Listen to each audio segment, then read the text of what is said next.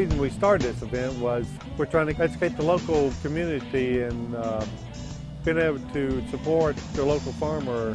And what we try to do with all the restaurants here today is that they're saying, here, hey, we buy from the local, you need to come in and try our food. So they're getting a good taste of what they offer locally. Our concept is pretty much we're farm to restaurant.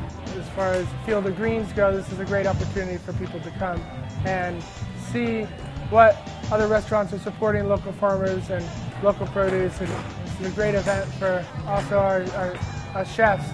Great camaraderie and meet each other and meet new chefs who are supporting the same cause, and that way we can support each other's restaurants as well.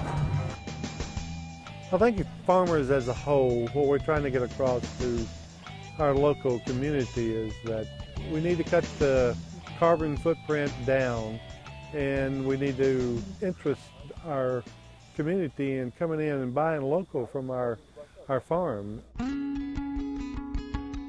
We use our bees on local organic farms to help in pollination and also just to help keep the bee population up. Right now, commercial beehives are in great decline, and we just try to do our little part to make sure that at least the organic bees are doing okay.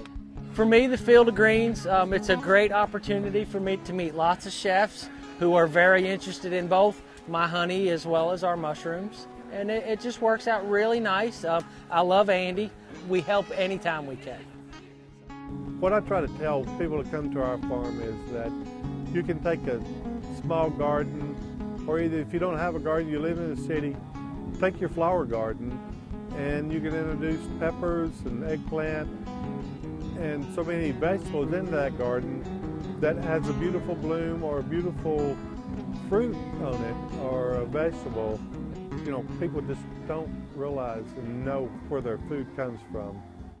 This is my 5th year involved with the Field of Greens. People might not consider all the effort that has been put forth to bring this whole day together.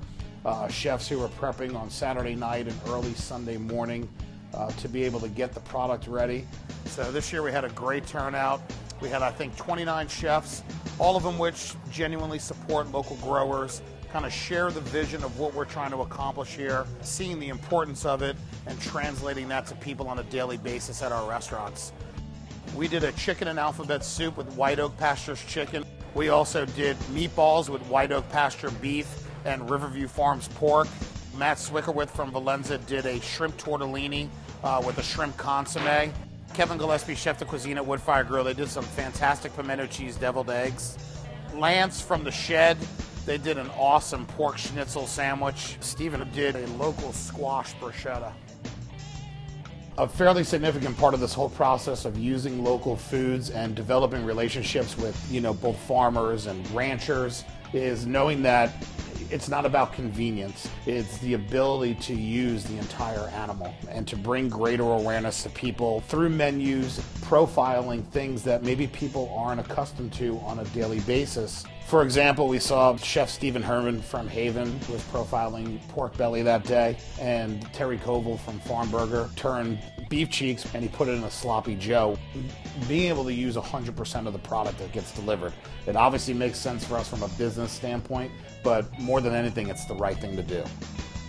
My son loves going to Whippoorwill Hollow, and as he gets older is able to put this all together and realize how this very process begins to work and what it all means for us eating on a daily basis.